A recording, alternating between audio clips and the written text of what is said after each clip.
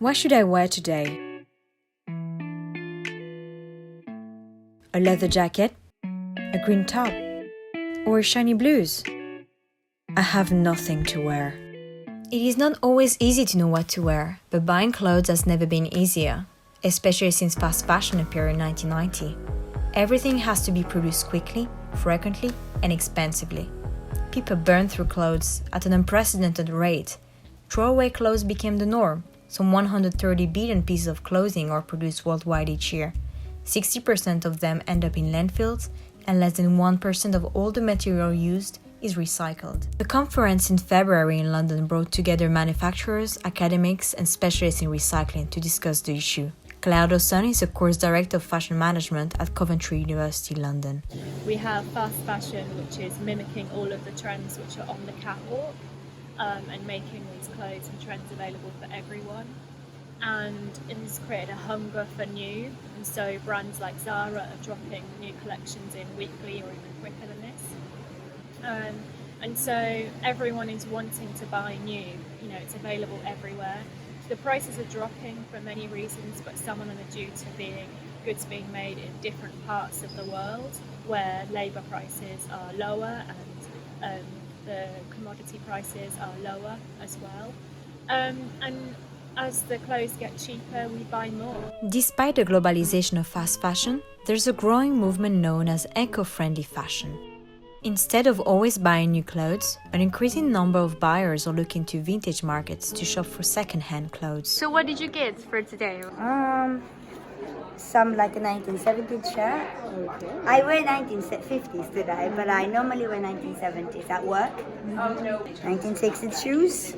So you're more into like the 60s. Your size more into Everything. right? Oh, everything. Everything. Okay. Why only vintage clothing? Why? Because I love it. That's the only one thing, When I come to this fair and I find a jacket, maybe that is the one, only one thing I see, And then, if I don't buy it, I won't maybe meet the jacket again. Do you care about the sustainability fashion and protecting the environment? Is that the Yeah. reason why you started vintage? Yeah, pretty much, yeah. Not only that, because I like the design, old design, because you can't find it anymore. It's even like a tiny button, Yeah. It's, like 1970s, like big colors. That's you don't really find them anymore. Like in a modern, like Zara or H&M. At the fashion fair in Kensington Town Hall, Jack is an experienced vintage clothes dealer. How long ago you're in the business or the vintage clothing? About 4 years. 4 years. 3 or 4 Why? years. Why did you decide to be in this industry? Don't know, it's just my dream job. Sell vintage clothing.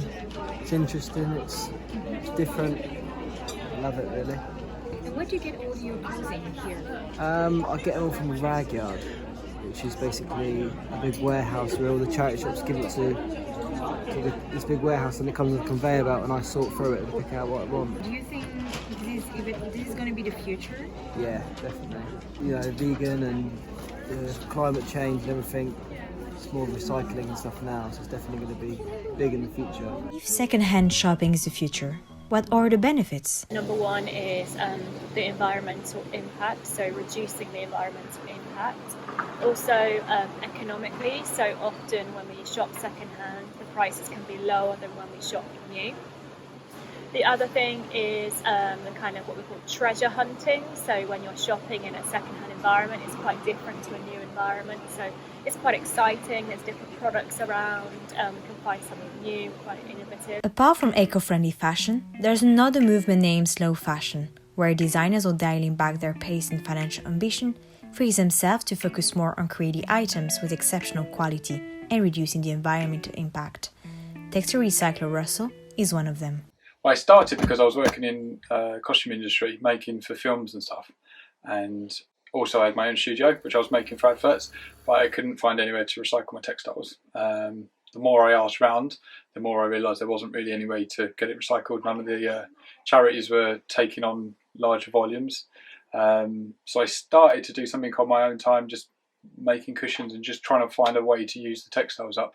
How do you choose sustainable materials to make products? I think choosing the fabrics is pretty tricky actually, mostly from the economic side of it. Like a lot of the fabrics that I was looking at were just expensive basically, and then it meant my product was so beyond the reach of any normal person. To make his product more affordable, Russell developed his own way of selecting fabrics. Okay, so this is the sort of an example of what we would get from recycling customers. So it normally comes in big bags or whatever, and we have a lot of different stuff. So the first step's going through and then pulling out anything like big enough like this that we can cut a pattern piece out of. Everything goes through. You have to go through with a metal detector and make sure we've got no pins or metal or zip. And yeah, most of it, like even this sort of stuff, so a lot of it's like overlocking threads. It really does depend on who you're collecting it from. Then you end up with basically something like this, which is just a pure fabric selection with no pins, no nothing, and it's all ready to go. It goes through a bit of a process before it then gets shredded, and then we end up with something nice and fluffy, which comes out. It squishes up, but when it goes through the cushion machine, this fluffs up really well, and it comes out with a pad like that, which is got the same sort of weight and quality to feathers. It's not exactly the same, but I think it's the closest thing you can get without using feathers and it being sustainable. Ideally, I'd like to be the textiles recycler that's working with offcuts, because there's a lot of textiles recycling out there, but it's also concentrates on the garment industry. And at the moment, charities are finding it difficult to actually get rid of their scraps because they're not making any money out of it. All the stuff that's actually not resellable at any point is costing the charities money, because they are having to pay for labour to get it processed and shredded and things like that. So ideally, I'd like to take that section and run with that. Reuse and recycled clothing and garments are both the future trend in fashion. But what about fashion brands? What are they doing to join the global wave of sustainable fashion?